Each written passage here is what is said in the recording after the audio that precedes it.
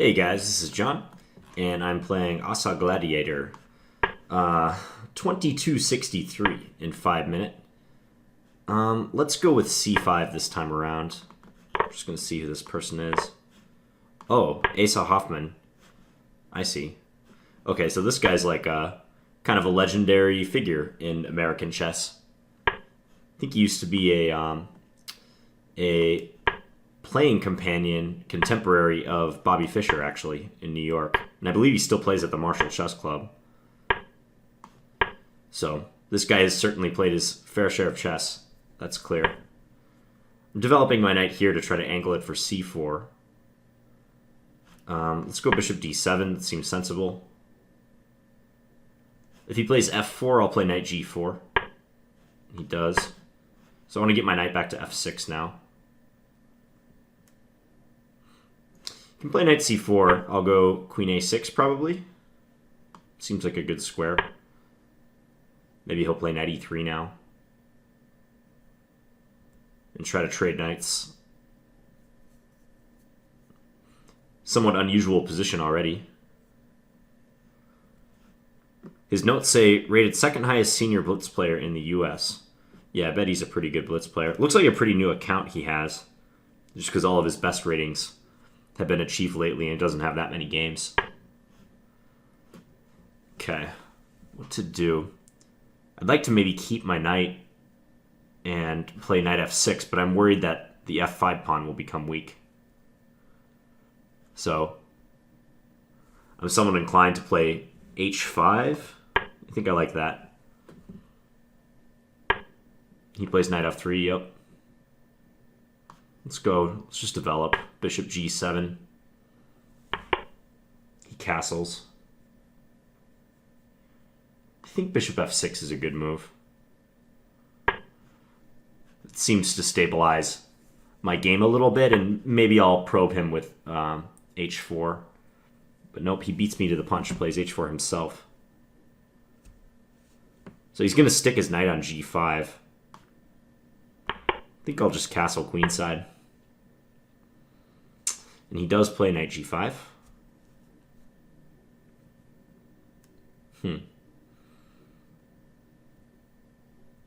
If I take, he'll probably take with his f-pawn. I think it's his idea. So I don't know if I want to do that.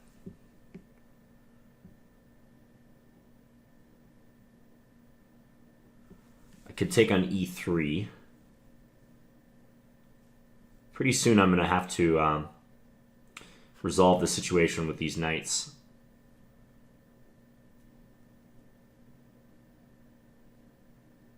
Bishop e8 looks really passive. Also would drop my pawn.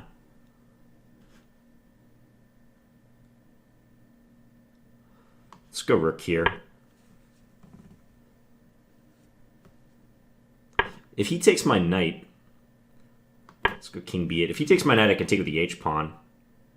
And maybe I stand a good chance of being able to trap this knight by playing like... Oh wow, he's doing this, really?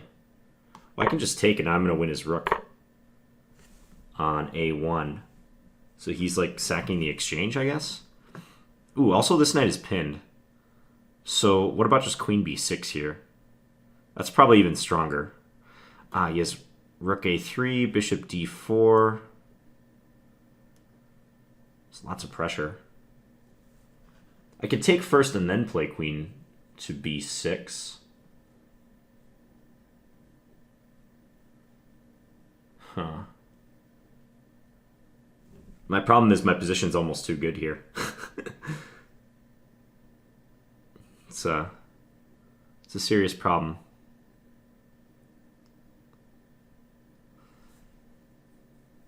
I mean, I've got the time, so I'm not entirely worried about the clock. Okay, let's do this first. We'll see if he goes rook a3. I think he will.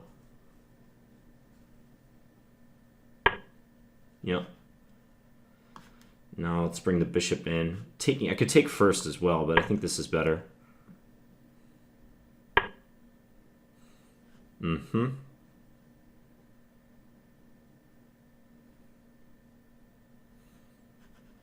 I want to go f6 too.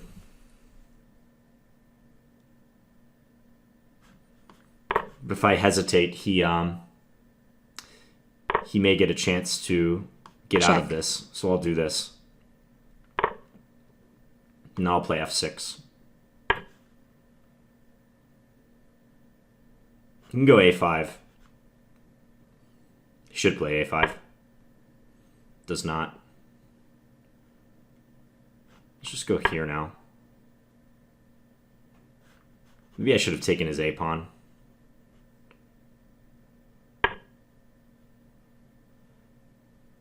Had an idea like this to get at his rook.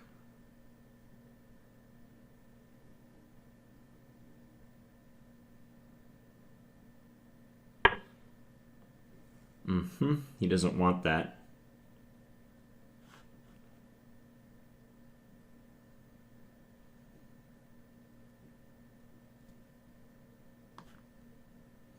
Let's bring this over to bear down on the g-pawn.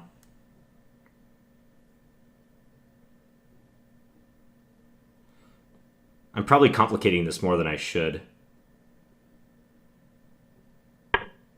Yeah, this shouldn't be as complex as I'm making it. But then again, I don't know that I've done anything super terrible yet. Let's just attack his knight.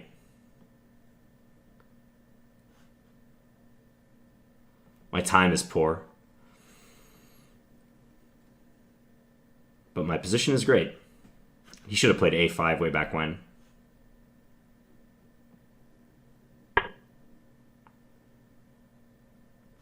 Okay, this move just looks good.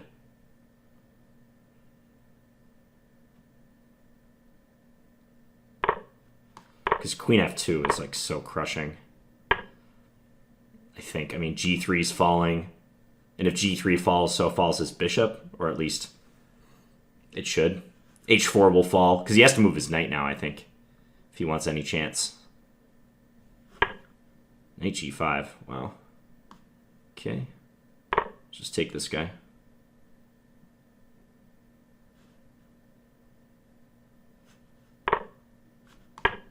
Open his king up more. This should just win, right?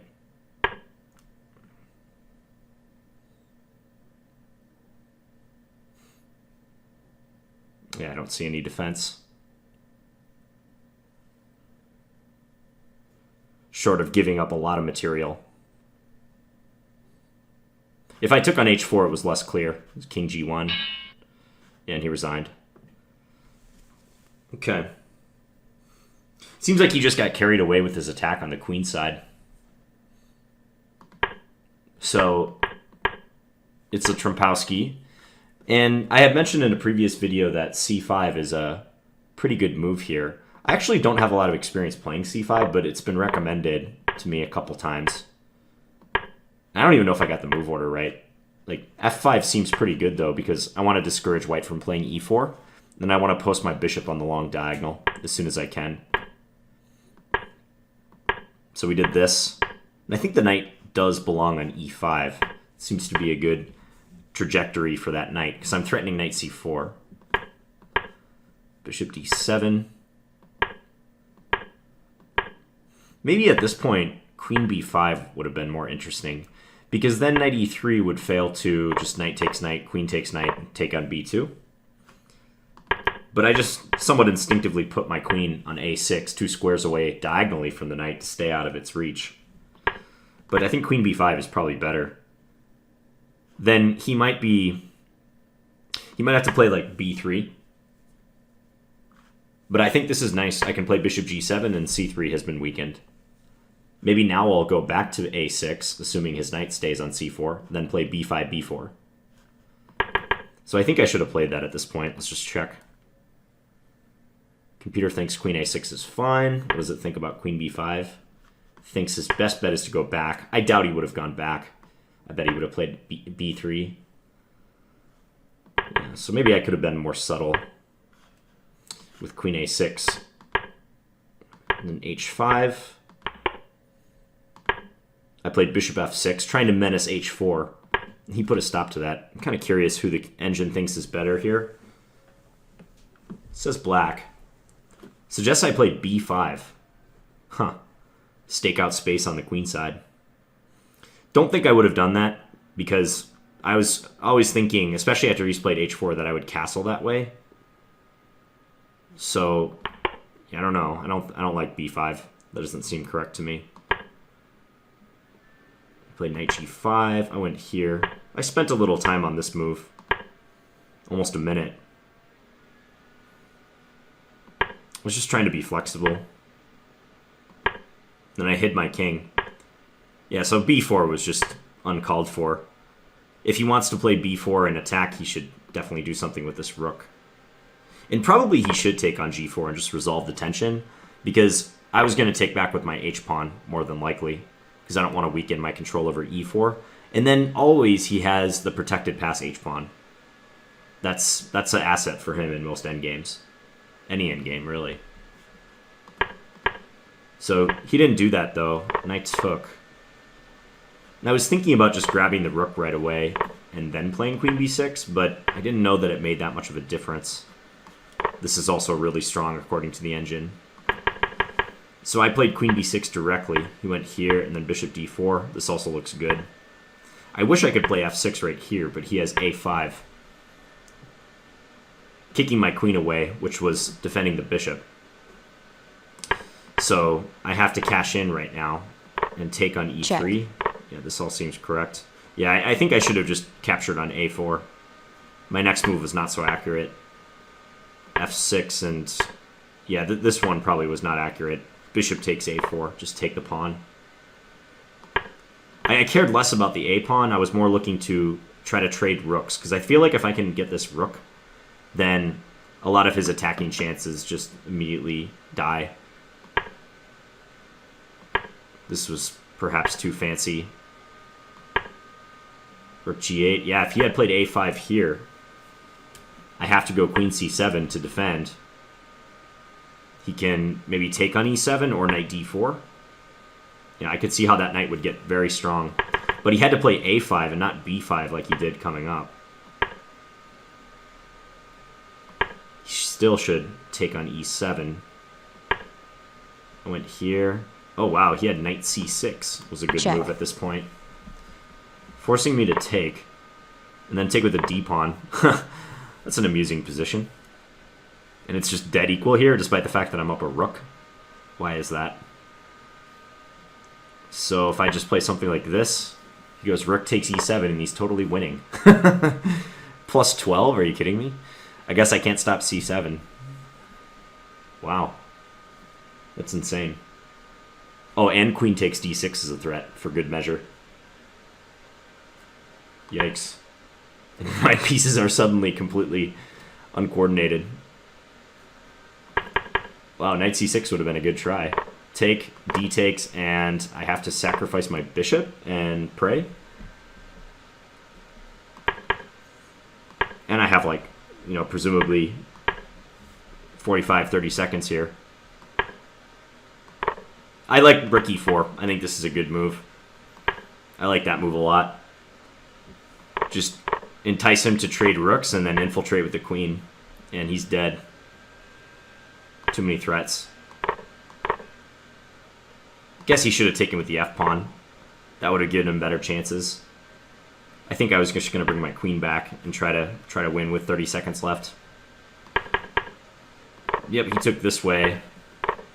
Rook h8 is precise, and it's over. Okay. Well, glad I got to play Mr. Asa Hoffman, the chess legend. He was featured in Searching for Bobby Fischer, and he used to live in New York City for a little while, and you know he's like a kind of a legendary figure there in the New York chess scene and the Marshall Chess Club, which I highly recommend you check out if you're ever visiting New York. So, hope you guys enjoyed that game, and I'll be back with a couple more videos today. Thanks, guys.